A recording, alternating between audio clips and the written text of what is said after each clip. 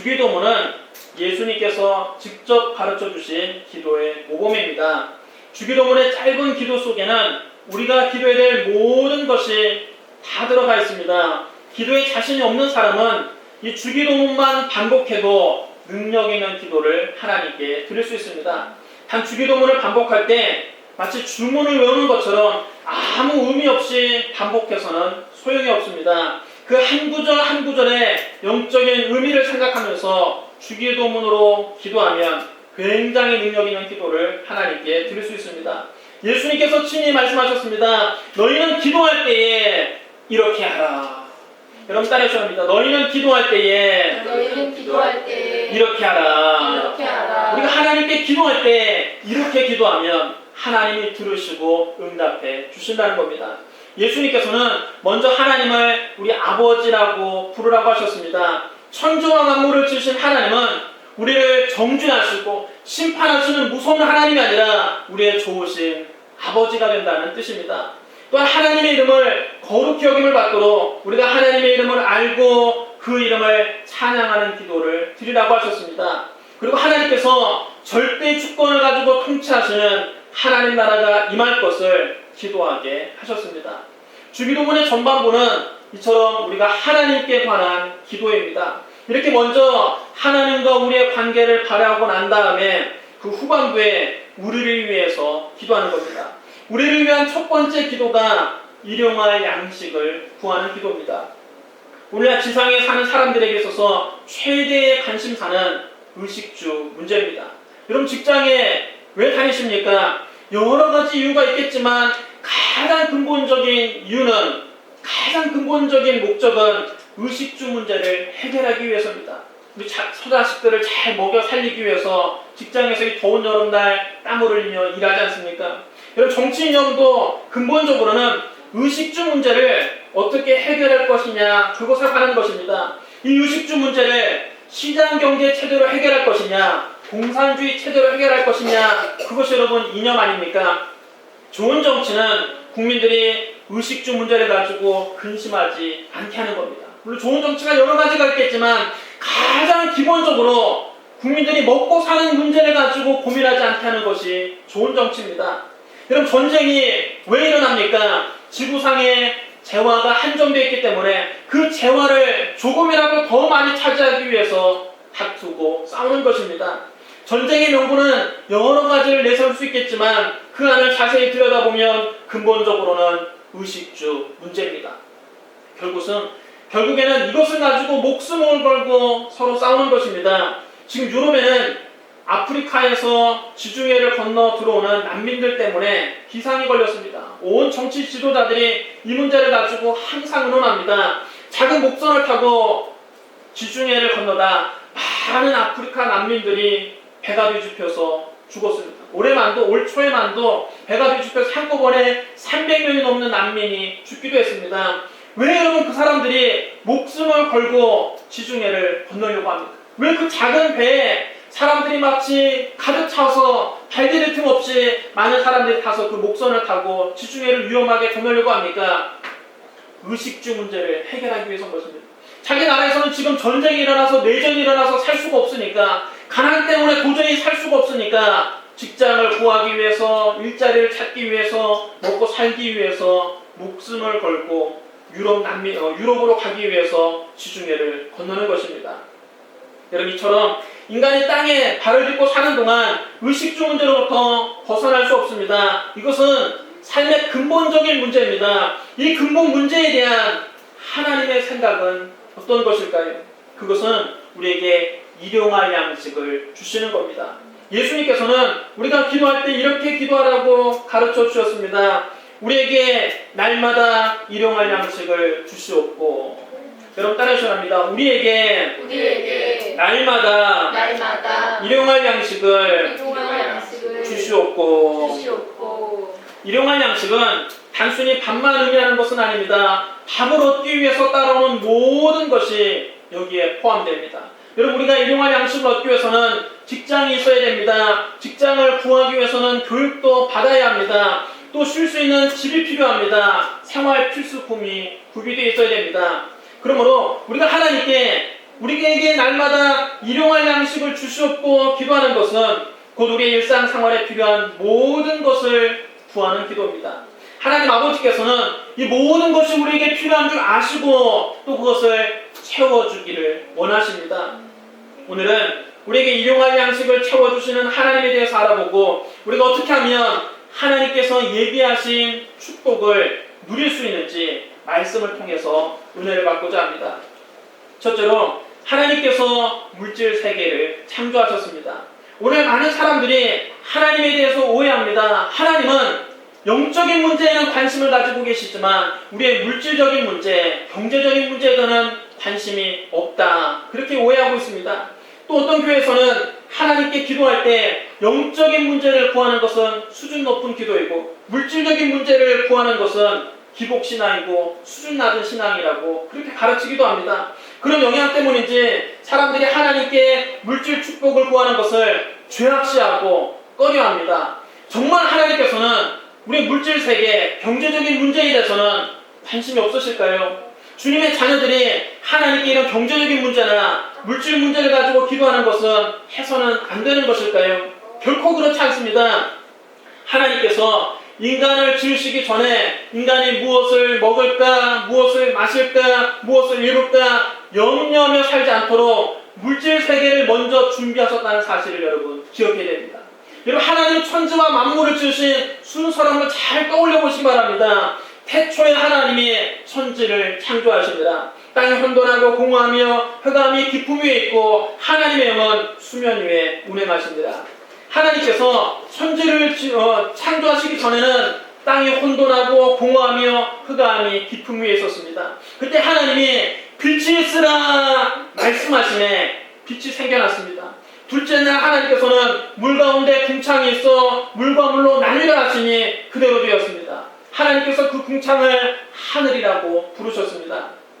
셋째 날 하나님은 천하의 물을 한 곳으로 모아 바다와 육지가 나누어지게 하시고 땅에는 식물이 자라게 하셨습니다. 넷째 날 하나님께서는 하늘의 해와 달과 별들을 만들어 땅을 비추게 하셨습니다. 다섯째 날 하나님께서는 새들을 만들어 공중을 날게 하시고 바다에는 각종 물고기들로 채우셨습니다. 여섯째 날 하나님께서는 가축과 곤충과 들짐승 등 각종 동물을 만드셨습니다. 그러고 난 다음 모든 것을 예비하시고 난 다음 마지막으로 하나님께서 사람을 창조하셨습니다. 여러분 하나님께서 여섯 동안 인간의 삶에 모든 필요한 것을 다 예비하신 후에 마지막으로 인간을 창조하셨습니다. 이런 부분인데 여러분 물질을 만드신 분이 누구십니까? 바로 우리 하나님이십니다. 그런데 여러분 하나님이 만드신 물질을 사람이 악하다고 할 수 있습니까? 영적인 것은 선하고 물질적인 것은 악하다고 말할 수 있습니까? 하나님께서 엿새 동안 물질을 만들면서 이 물질 세계를 만들면서 보시기에 악하다고 말씀하신 적이 있습니까? 하나도 없습니다. 성경에 보면 하나님께서 엿새 동안 물질을 창조하시면서 하루의 창조를 마치시고 난 다음에는 항상 하나님이 보시기에 좋았더라 말씀하셨습니다.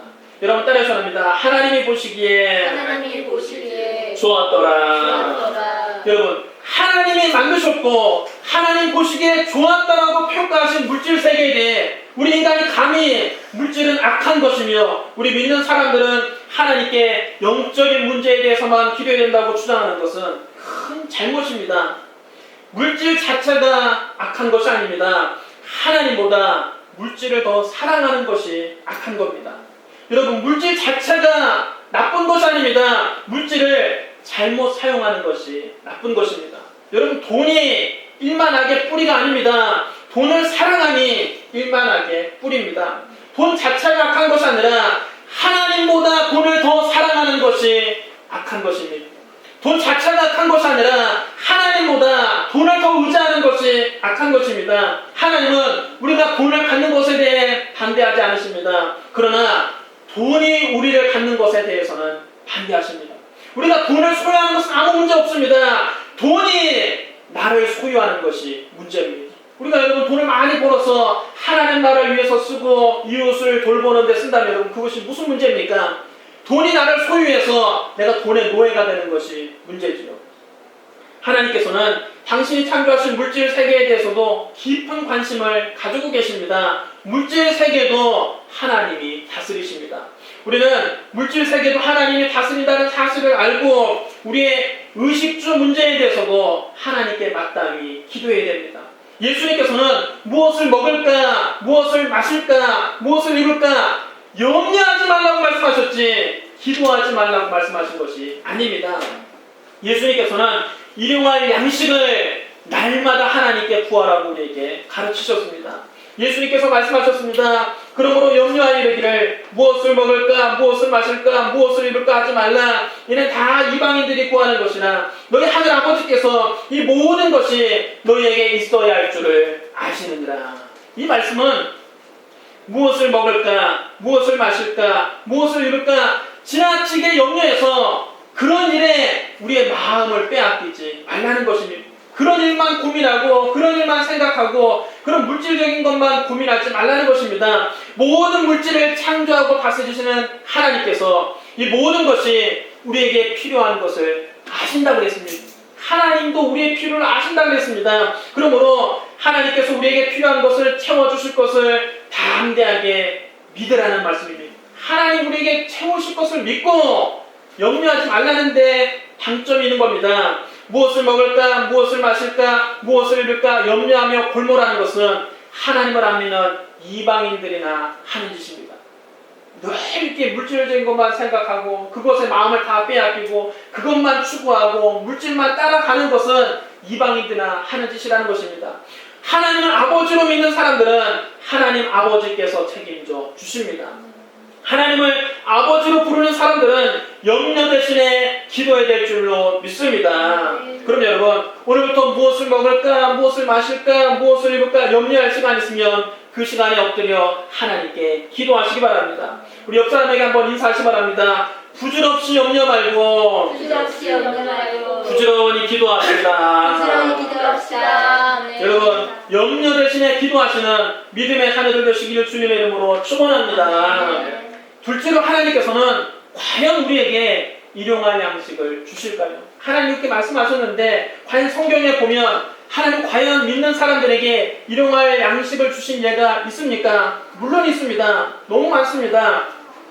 먼저 구약시대에 애굽에서 나온 이스라엘 백성들이 40년 동안 광야 생활하면서 그들을 먹이시고 입히시는 하나님을 체험했습니다. 그들은 광야에서 그들을 먹여주시고 입혀주시는 하나님을 만났습니다. 민수기에 보면 이스라엘 백성들이 애굽에서 나올 때 그 숫자가 20세 이상의 남자만 60만 3,550명이라고 기록되어 있습니다. 여기에는 여자와 아이들은 포함되지 않았습니다. 여자와 아이들까지 합친다면 대략 한 300만 명이 애굽에서 나왔다고 볼 수 있습니다.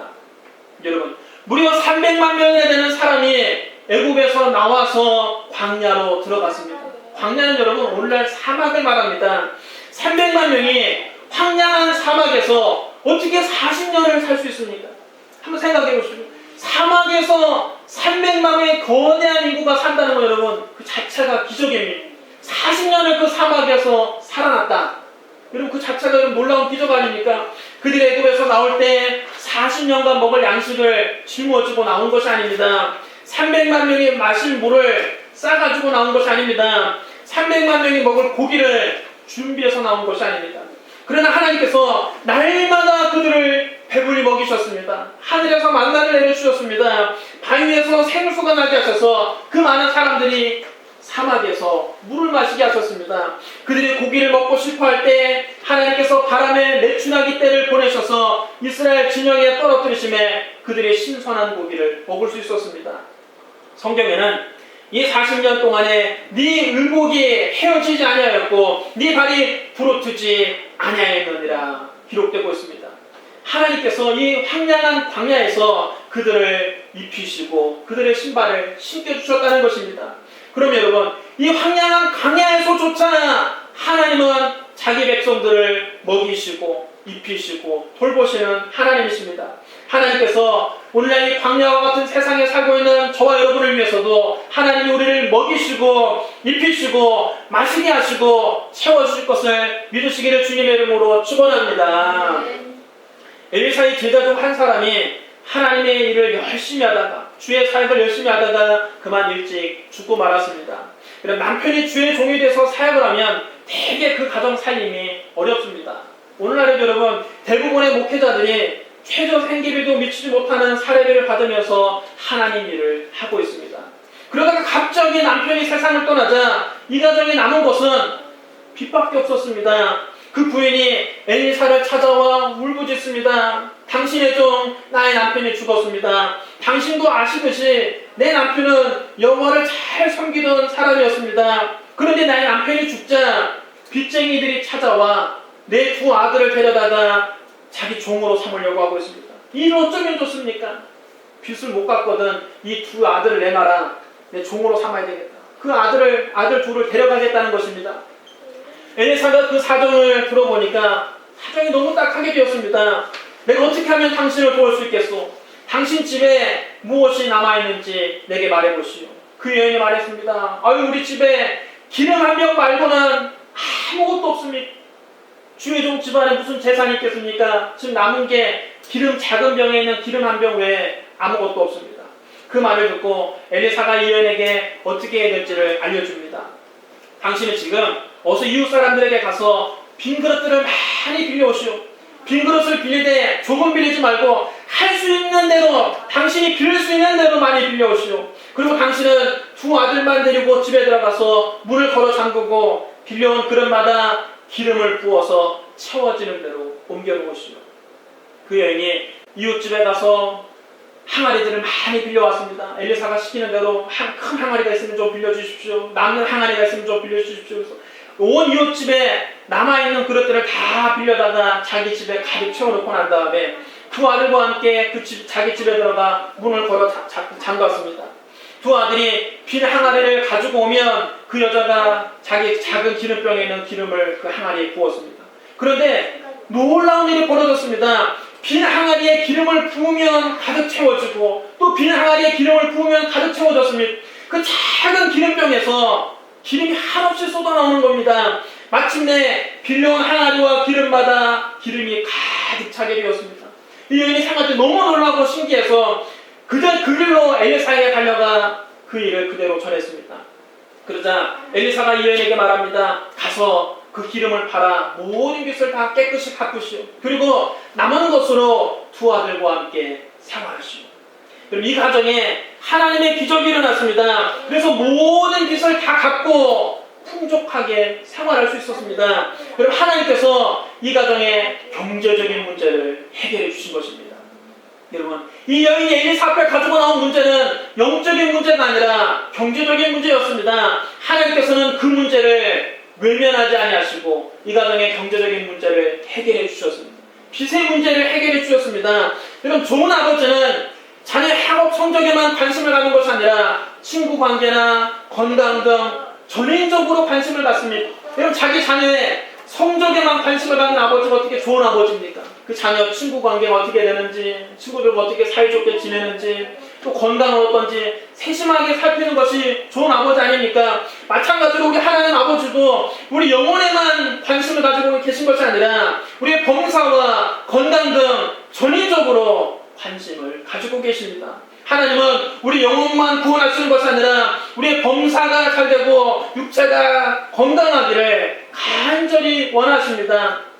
성경은 말씀합니다. 사랑하는 자여, 내 영혼이 잘된 같이 내가 범사에 잘되고 강건하기를 내가 간구하노라. 할렐루야. 여러분 따라해주랍니다. 사랑하는 자여, 내 영혼이 잘된 같이 내가 범사에 잘되고 강건하기를 내가 간구하노라. 그럼 여러분, 하나님 우리의 직장의 문제, 또 사업의 문제, 빚의 문제 등 우리 경제 상황에도 깊은 관심을 가지고 계시며 우리의 경제적인 문제도 해결해 주시는 줄로 믿습니다. 그럼 여러분, 구약시대에만 이런 물질 축복이 있고 신약시대에 와서는 그런 물질 축복이 없을까요? 그렇지 않습니다. 그럼 신약시대에 예수님께서 행하신 기적도 하나님께서 우리에게 일용할 양식을 주신다는 것을 증명하고 있습니다. 하루는 남자만 5,000명, 여자와 아이들까지 합치면 그보다 훨씬 많은 사람들이 벳세다 광야에서 예수님 말씀을 들었습니다. 말씀을 듣다 보니 시간 가는 줄 몰랐습니다. 어느덧 해가 서쪽으로 뉘엿뉘엿 기울고 사람들은 모두 다 배가 고프고 허기가 졌습니다. 인간의 방법으로는 그 광야에서 그 많은 사람들을 먹일 수 없습니다. 광야에 무슨 떡집이 있습니까? 빵집이 있습니까? 어디 가서 음식을 구해다가 그 사람들을 먹일 수 있습니까? 그러나 예수님께서는 떡 5개와 물고기 2마리로 5,000명을 배불리 먹이시고 12바구니를 남기셨습니다. 그것이 그 유명한 오병이어의 기적입니다. 그런데 여러분, 이런 기적이 한 번만 일어난 것이 아닙니다. 성경에 보면 이런 기적이 또 일어납니다. 오병이어의 기적은 마태복음 14장에 기록되어 있는데 마태복음 15장에 보면, 그 다음 장에 보면 칠병이어의 기적이 나옵니다. 예수님께서 또 광야에서, 그때는 남자만 4,000명, 여자와 아이들까지 합치면 또 수만 명이 모였습니다. 근데 예수님께서 그 자리에서 떡 7개와 생선 2마리로 배불리 먹이시고 7광주리를 가득 남게 하셨습니다. 여러분, 이런 기적이 2번이나 일어났다는 것은 굉장히 의미심장한 것입니다. 성경에서 2라는 숫자, 2이라는 숫자는 증인의 숫자를 의미합니다. 증인은 2 이상 있어야 정확한 증언을 확보할 수 있습니다. 한 사람만 증언하면 모함이 될 수 있지 않습니까? 거짓 증인이 나타날 수 있지 않습니까? 항상 증인은 2명 이상이 확보되어야 확실히 그 증언을 믿을 수 있습니다. 그래서 2이라는 숫자는 증인의 숫자인데, 성경에서 5병의 기적과 함께 7병의 기적이 또 한 번 나온 것은 우리 주님께서 우리에게 꼭 필요한 이런 양식을 채워주실 때는 기적을 베풀어서라도 풍성히 채워주신다는 것을 증언하고 있습니다. 예수님께서는 베드로의 고기 잡는 일에도 함께 하셨습니다. 그 고기 잡이를 도와주셨습니다. 그리고 베드로의 일용할 양식에 관심을 가지시고 베드로가 필요한 일용할 양식을 채워주셨습니다. 베드로는 밤이 새도록 그물을 던졌지만 잡은 것이 없어 실망하고 있었습니다. 여러분, 말이 그렇지 어부가 밤새도록 바다에 나가서 밤새도록 그물을 던졌는데 단 한 마리의 물고기도 잡지 못했다고 여러분 한번 생각해 보십시오. 그처럼 여러분 씁쓸한 일이 어디 있습니까? 여러분이 장사를 했는데 하루 종일 더운 날 땀을 흘리고 수고했는데 하나도 팔지 못하고 단돈 10원도 벌지 못했다고 생각해 보십시오. 얼마나 낙심이 되고 절망이 되겠습니까? 바로 그때 예수님께서 베드로에게 오셔서 말씀하셨습니다. 깊은 데로 가서 그물을 내려 고기를 잡으라. 예수님께서는 고기를 잡으라고 말씀하셨습니다. 물질을 잡으라고 말씀하신 겁니다. 그리고 그 결과 그물이 찢어질 만큼 많은 고기를 잡을 수 있었습니다. 베드로가 경험이 부족해서 지난밤에 고기를 못 잡은 것이 아닙니다. 일용할 양식은 경험이 많다고 언제나 얻을 수 있는 것 아닙니다. 우리의 지식이나 우리의 상식이나 우리의 노력만 가지고 얻을 수 있는 것이 아닙니다. 이 세상에는 이유를 알지도 못한 채 실패와 좌절을 맛보는 사람들이 너무 많습니다. 여러분, 이 세상에 노력 안 하는 사람이 어디 있습니까? 다 노력은 하죠. 그런데 여러분, 항상 결과가 좋습니까? 노력한 대로 여러분 결과가 좋은 것이 아닙니다. 하나님 은혜가 있어야 결과가 좋은 것입니다. 베드로의 배 안에 들어가서 그물 내릴 곳을 알려주셨던 우리 주님께서는 오늘날 우리의 삶의 한복판에 들어오셔서 우리에게 필요한 일용할 양식을 채워주기를 원하십니다. 여러분, 예수님께서 베드로와 함께 고기를 잡으신 일도 한 번이 아니라 2번 있었습니다. 2번째 고기잡이는 예수님의 부활 후에 있었습니다. 베드로와 다른 제자들은 부활하신 예수님을 만나기 위해서 갈릴리로 갔습니다. 그런데 기다려도 예수님이 오지 않으셨습니다. 그들은 시간을 보내기 위해서 배를 타고 고기잡이에 나섰습니다. 야, 예수님도 안 오시는데 우리 시간 남았는데 한번 열심히 여기 녹슬었는지 안슬었는지 한번 나가보자.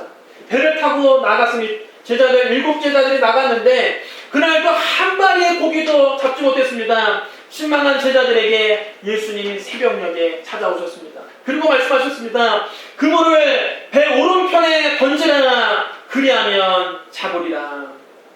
예수님 말씀대로 제자들이 그물을 배 오른편에 던지자 고기가 너무 많이 잡혀서 그물을 들어 올릴 수 없을 정도로 잡혔습니다. 나중에 그 잡힌 고기를 세어보니까 153마리나 잡혔습니다. 밤새도록 한 마리의 고기도 납지 못했는데 예수님 말씀에 순종했더니 그물 한 번 던져서 153마리의 고기를 잡았습니다. 예수님께서는 우리에게 일용할 양식을 구하라고 하셨을 뿐만 아니라 실제로 일용할 양식을 채워주셨습니다.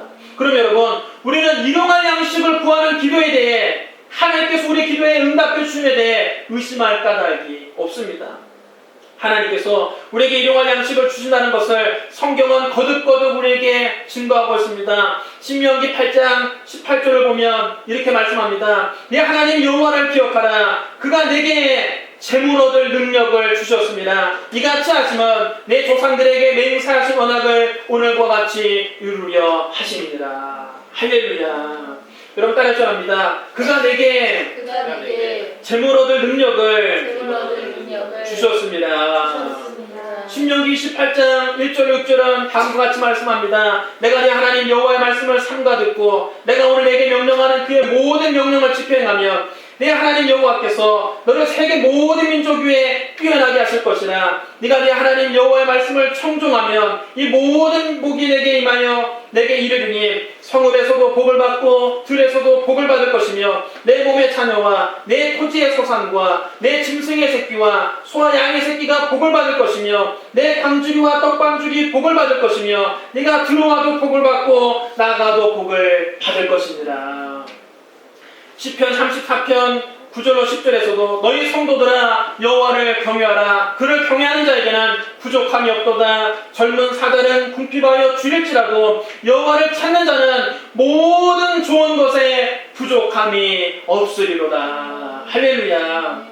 잠언 3장 9절로 10절에서도 내 재물과 내 소산물의 처음 익은 열매로 여호와를 공경하라. 그리하면 내 창고가 가득히 차고 내 포도즙 틀에서 새 포도즙이 넘치리라 말씀하셨습니다. 그럼 여러분, 우리 하나님께서 일용할 양식을 주신다는 사실에 흔들림 없는 믿음을 가져야 됩니다. 예수님은 일용할 양식을 구하라고 명령하셨고 하나님은 응답하신다는 것을 성경은 증언합니다. 하나님께서 여러분 삶에 필요한 모든 것을 풍성히 채우실 것을 의심치 말고 믿으시기를 주님의 이름으로 축원합니다. 셋째로 일용할 양식을 구하는 우리의 마음 자세는 어때야 될까요? 예수님 우리에게 일용할 양식을 구하라고 말씀하셨는데 과연 우리가 일용할 양식을 구할 때 어떤 마음으로 하나님께 구해야 될까요? 우선 우리는 먼저 구할 것과 나중 구할 것을 분명히 구별해야 됩니다. 하나님께서는 우리에게 날마다 일용할 양식을 주시기 위해 이미 모든 것을 예비해 놓으셨습니다. 그런데 사람들이 먼저 구할 것과 나중 구할 것을 구분하지 못합니다. 먼저 구할 것은 나중으로 미루고 나중에 구할 것을 먼저 구해서 여러분 일을 그르치고 말 때가 많이 있습니다. 성경은 이렇게 말씀하고 있습니다. 네 하나님 여호와께서 이 40년 동안에 내게 광야길을 걷게 하신 것을 기억하라. 이는 너를 낮추시며 너를 시험하사 네 마음이 어떠한지 그 명령을 지키는지 지키지 않는지 알려 하심이라. 너를 낮추시며 너를 줄이게 하시며 또 너도 알지 못하며 내 조상들도 알지 못하던 만나를 내게 먹이신 것은 사람이 떡으로만 사는 것이 아니요 여호와의 입에서 나오는 모든 말씀으로 사는 줄을 내게 알게 하려 하심이니라. 왜 하나님 이스라엘 백성 40년 동안 그 광야를 다니면서 그들이 때로는 배고픔도 느끼게 하고 궁핍함도 느끼게 하셨느냐? 그것은 사람이 떡으로만 사는 것이 아니라 하나님 말씀으로 산다는 것을 깨우쳐주기 위해서라는 것입니다. 우리가 하나님 말씀에 순종하기만 하면 광야에 간다 할지라도 황량한 사막 한복판에 간다 할지라도 하나님께서 먹이신다는 사실을 깨우쳐주기 위해서 하나님 그들을 광야를 지나게 하셨다는 것입니다. 여러분, 우리가 하나님 말씀에 순종해서 먼저 우리의 영혼이 잘 돼야 하나님이 얘기하신 물질적인 축복도 받을 수 있다는 것입니다. 먼저 우리의 영혼이 잘 돼야 범사도 잘 되고 우리의 몸도 건강한 것입니다. 예수님께서도 말씀하셨습니다. 너희는 먼저 그의 나라와 그의 의를 구하라. 그러면 이 모든 것을 너희에게 더하시리라. 할렐루야. 여러분 따라해주셔야 합니다. 너희는 먼저 그의 나라와 그의 의를 구하라. 그러면 이 모든 것을 너희에게 더하시리라. 하나님은 먼저 우리가 하나님 나라와 의를 구하면 우리가 무엇을 먹을까, 무엇을 마실까, 무엇을 입을까 하는 문제는 하나님이 책임져 주시겠다는 것입니다. 염려할 것 없다는 것입니다. 우리가 먼저 하나님 나라와 의를 먼저 생각하면 하나님이 우리의 우리에게 필요한 것들은 다 채워주신다는 겁니다. 그럼 여러분, 우리가 하나님께 일용할 양식을 구하기 전에 먼저 하나님 나라와 하나님의 의를 구하시기를 바랍니다. 하나님께 물질 축복을 구하기 전에 먼저 영적으로 성령 충만을 먼저 구하게 되시기를 주님의 이름으로 축원합니다. 내 가정, 내 직장, 내 사업, 내 자녀에게 복을 달라고 기도하기 전에 먼저 주님의 몸된 교회를 위해서 기도하시기를 주님의 이름으로 축원합니다. 그 다음 일용할 양식은 날마다 구해야 됩니다. 여러분, 일용할 양식은 날마다 쓸 양식을 말합니다. 영어로 여러분 daily bread입니다. 영어 성경에 보면 일용할 양식, our daily bread, 우리에게 매일매일 필요한 빵을 달라는 것입니다. 예수님은 우리에게 해마다 쓸 양식이나 달마다 쓸 양식을 구하라고 말씀하지 않고 날마다 쓸 양식을 구하라고 말씀하셨습니다. 즉 1년 동안 필요한 것을 달라고 하나님께 막 그렇게 욕심껏 기도하지 말고 한 달간 필요한 모든 것 다 채워달라고 기도하지 말고 하루에 쓸 양식을 하나님께 구하라는 것입니다. 매일매일 그 기도하라는 뜻입니다. 그럼 여러분, 일용할 양식을 구하는 기도는 날마다 하나님께 기도해야 됩니다. 애굽에서 나온 이스라엘 백성들이 광야 생활할 때 하나님께서 이들에게 날마다 만나를 내려주셨습니다.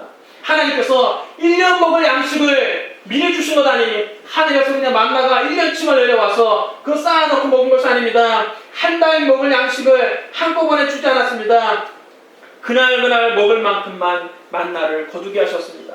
다음날 먹을 양식은 다음날 또 진영 밖으로 나가면 하나님이 또 거두게 하셨습니다. 만나를 어떤 사람 욕심이 많아서 난 내일 것까지 미리 준비해. 하나님 혹시 내일 만나를 안 내려주시면 어떡하나. 하나님 의심하면서 내일치까지 거두어다가 잘 숨겨놓으면 그 다음날 아침이 되면 그 만나에 벌레가 생기고 냄새가 났습니다. 먹을 수 없게 됐습니다. 이것은 날마다 하나님을 의지하고 하나님께 날마다 기도하라는 뜻입니다. 하나님께서 우리에게 복을 주시되 날마다 기도하지 않으면 안 되게 만드셨습니다. 그래서 여러분, 우리의 삶을 살다 보면 항상 우리 가정이나 우리의 삶에 한두 가지 문제점은 하나님이 남겨두십니다. 다른 거 다 해결해 주셨는데 꼭 한두 가지 기도의 제목을 남겨두십니다. 왜 그렇습니까? 그런 기도 제목이 없으면 날마다 기도할 사람이 없기 때문입니다. 여러분, 하나님이 1년 동안 아무 걱정 없이 살게 만들어주시고 한 10년 동안 아무 염려 없이 살게 만들어주시면 아마 하나님께 나가서 기도할 사람 한 사람도 없을 것입니다. 사람은 문제가 생겨야 기도합니다. 문제가 생겨야 하나님 찾습니다. 문제가 생겨야 새벽에도 일어나서 눈물을 흘리며 기도하고 또 때로는 금식하면서 기도하는 것입니다. 하나님은 우리가 날마다 하나님께 기도하고 하나님을 의지하며 살기를 원하시기 때문에 그날 기도 제목을 우리의 삶에 남겨두시는 것입니다. 그럼 여러분, 날마다 하나님을 의지하며 기도하기를 게을리하지 마십시오. 그럴 때 우리의 신앙도 자라고 하나님께서 주시는 은혜와 축복도 날마다 받을 수 있는 것입니다. 그 다음 우리는 물질을 우상으로 삼지 않는다는 증거를 하나님께 보여드려야 됩니다. 여러분, 우리가 하나님보다 물질을 더 사랑하지 않는다. 그것을 어떻게 증명할 수 있습니까? 우리가 물질을 우상으로 섬기지 않는다. 내가 하나님보다 물질을 더 의지하며 살지 않는다. 그것을 무엇으로 증명할 수 있습니까? 그것은 하나님과의 언약을 지키면 됩니다. 그 언약은 바로 11조 언약입니다. 여러분, 말라기 3장 10절로 12절의 말씀을 잘 들어보십시오. 만군의 여호와가 이르노라, 너희의 온전한 11조를 창고에 들여 나의 집에 양식이 있게 하고 그것으로 나를 시험하여 내가 하늘 문을 열고 너희에게 복을 쌓을 곳 없도록 붙지 아니하나 보라. 만군의 여호와가 이르노라, 내가 너희를 위하여 메뚜기를 금하여 너희 토지 소산을 먹어 없애지 못하게 하며 너희 밭의 포도나무 열매가 기한 전에 떨어지지 않게 하리니 너희 땅이 아름다워짐으로 모든 이방인들이 너희를 복되다 하리라. 만군의 여호와의 말이니라. 이 말씀을 보면 온전한 11조를 하나님 앞에 드려 하나님 창고에 드리라고 하셨습니다. 근데 많은 사람들이 물질에 눈이 어두워서 물질을 하나님처럼 섬기고 온전한 11조를 하나님께 드리지 않아서 하나님이 예비하신 축복을 받지 못한다는 말씀입니다. 11조는 우리의 것이 아니라 본래 하나님의 것입니다. 사람들은 자기의 소득에서 마치 세금 떼듯이 11조를 떼간다고 생각하니까 11조 드리는 것이 아깝고 마음에 늘 부담이 되는 것입니다. 그러나 11조는 내 것에서 10분의 1을 떼서 하나님께 드리는 것이 아닙니다. 처음부터 하나님의 것입니다. 여러분, 그러므로 11조를 자기 마음대로 써서는 절대로 안 됩니다. 여러분 성경에 보면 말라기 3장 8절로 9절은 다음과 같이 말씀합니다. 사람이 어찌 하나님의 것을 도둑질하겠느냐? 그러나 너희는 나의 것을 도둑질하고도 말하기를 우리가 어떻게 주의 것을 도둑질하냐니까 하는도다. 이는 곧 11조와 봉헌물이라. 너희 온 나라가 나의 것을 도둑질하였으므로 너희가 저주를 받았느니라.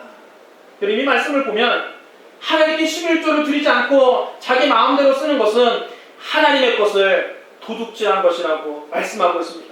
왜 이스라엘 백성들의 삶에 그렇게 저주가 다가오고 궁핍이 다가오고 어려워졌느냐? 온 나라가 하나님의 것을 도둑질했기 때문에 그렇게 생활에 저주가 다가오고 궁핍이 다가왔다는 것입니다. 여러분 사람이 어찌 감히 하나님의 것을 도둑질할 수 있겠습니까? 이 세상에 하나님의 것을 도둑질하는 사람처럼 대범한 사람이 없습니다. 하나님의 것을 도둑질하면서 하나님께 복을 받겠다고 주장하는 것은 어불성설입니다. 우리가 온전한 11조를 하나님 앞에 드릴 때 하나님께서 우리의 창고를 가득 채워주실 줄로 믿습니다. 그 다음 우리는 주님께서 부족함이 없도록 주실 것을 믿고 입술로 고백을 해야 됩니다. 다윗은 늘 고백했습니다. 여호와는 나의 목자시니 내게 부족함이 없으리로다. 그가 나를 푸른 풀밭에 누이시며 쉴만한 물가로 인도하시는도다.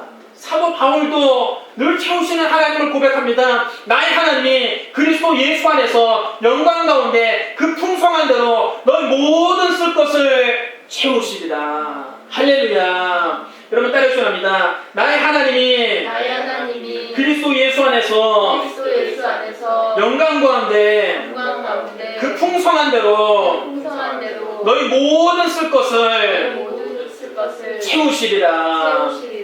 여러분 신앙은 마음으로 믿고 입으로 고백하는 것입니다. 입술의 고백이 중요합니다. 결국은 우리가 말하는 대로 되는 것입니다. 이것이 여러분 믿음의 원리입니다. 여호와는 나의 목자시니 내게 부족함이 없으리라 고백하는 사람은 그 믿은 대로 부족함이 없게 될 것입니다. 나의 하나님이 그 풍성한 대로 나의 모든 쓸 것을 채우시리라 고백하는 사람은 그 믿은 대로 하나님의 모든 쓸 것을 채워주실 것입니다. 그럼 여러분 항상 입술로 절대 긍정의 믿음을 고백하게 되시기를 주님의 이름으로 축원합니다. 끝으로 여러분 우리가 정말 하나님의 축복을 받아 누리려면 항상 감사해야 됩니다. 감사의 기도를 드려야 됩니다. 성경은 말씀합니다. 아무것도 염려하지 말고 다만 모든 일에 기도와 간구로 너희 구할 것을 감사함으로 하나님께 아뢰라. 여러분 따라하셔야 합니다. 너희 구할 것을 감사함으로 하나님께 아뢰라. 여러분 우리가 하나님 앞에서는 사실 감사할 것밖에 없습니다. 햇빛을 주시고 공기를 주시고 물도 주시고 건강도 주시고 생명도 주시고 우리에게 영생을 주신 하나님께 어찌 여러분 감사하지 않을 수 있습니까? 우리는 하나님 앞에 구할 때도 감사하고 구한 것을 받을 때에도 감사해야 됩니다. 우리의 삶에 감사가 항상 넘쳐야 됩니다. 감사는 아무리 많이 해도 지나치지 않습니다. 감사가 신앙의 절정입니다. 신앙의 절정은 감사에 있습니다. 우리가 감사할 때 하나님께서 더 큰 은혜를 주십니다. 찰스 스펄전 목사님은 하나님께서는 촛불을 보고 감사하면 전등불을 주시고 전등불에 감사하면 달빛을 주시고 달빛을 보고 감사하는 사람에게는 햇빛을 주시고 햇빛을 보고 감사하면 햇빛도 달빛도 쓸데없는 천국을 주신다고 그랬습니다. 여러분 하나님께서는 우리의 감사를 기뻐하십니다. 감사로 제사를 드린 자가 나를 영화롭게 하나니 그의 일을 옳게 하는 자에게 내가 하나님의 구원을 보이리라. 우리 감사가 하나님을 영화롭게 합니다. 그럼 여러분 범사에 감사하시기를 주님의 이름으로 축원합니다. 하나님 앞에서 감사가 생활화되시기를 주님의 이름으로 축복합니다. 사랑하는 성도 여러분, 예수님은 우리에게 기도를 가르쳐 주시면서 우리에게 날마다 일용할 양식을 주시옵고 이렇게 기도하라고 우리에게 명하셨습니다. 하나님은 물질 세계를 창조하셨고 지금도 다스리고 계십니다. 하나님은 우리의 생활에 필요한 모든 것을 채워주기를 원하십니다. 하나님은 우리 아버지로서 우리에게 좋은 것 주기를 원하십니다. 우리에게 풍성히 주기를 원하십니다. 이 하나님을 믿고 주님이 가르쳐 주신 대로 날마다 일용할 양식을 구하고 하나님께서 주시는 놀라운 은혜와 축복을 날마다 체험하게 되시기를 주님의 이름으로 축복합니다. 우리 기도하겠습니다. 사랑이 많으시고 거룩하신 하나님 아버지, 하늘도 하나님이 지으셨고 땅도 하나님이 지으셨고 바다와 그 가운데 있는 모든 것을 하나님이 지으셨습니다. 하나님이 물질 세계도 다스리고 계심을 믿습니다. 하나님 우리의 좋은 아버지가 되셔서 우리에게 좋은 것 주기를 원하시고 풍성히 주기를 원하시는 것을 믿습니다. 오늘 우리가 날마다 일용할 양식을 구할 때마다 하나님이 좋은 것으로 채워 주시옵소서. 우리의 기도에 응답하시는 좋으신 하나님을 찬양합니다. 감사합니다. 주님 영광 받아 주시옵소서. 예수님 이름으로 감사하며 기도드리옵나이다. 아멘.